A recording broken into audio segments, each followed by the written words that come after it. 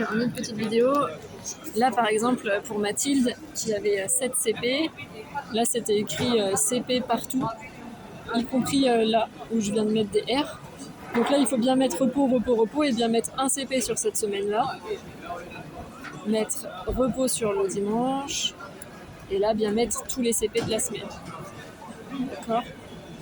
Ici, dans le récap, il faut bien remettre toutes les heures d'absence de CP, de maladie, il faut bien les remettre là, absence, maladie, CP.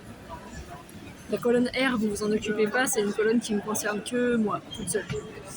Et ensuite, là, quand vous, sur les feuilles de présence personne par personne, là, absence, il n'y avait que le 4,5 de rentrée, donc il faut bien rentrer les autres absences. Et quand c'est des jours de repos, il faut bien mettre que c'est des jours de repos et pas mettre absence dans ce cas-là. Par exemple, il faut vraiment que ça soit la même chose sur cette feuille-là, sur ce tableau-là et sur l'autre de tableau récap. Il faut vraiment que ça soit exactement pareil. Il faut que les totaux soient exactement les mêmes, que les infos soient exactement les mêmes, que les infos ici soient exactement les mêmes, que les infos là soient exactement les mêmes. Bref, c'est vraiment un copier-coller de l'autre feuille. Donc ici, vous mettez bien repos, repos sur les jours où il est en repos et absent sur les jours où il est absent.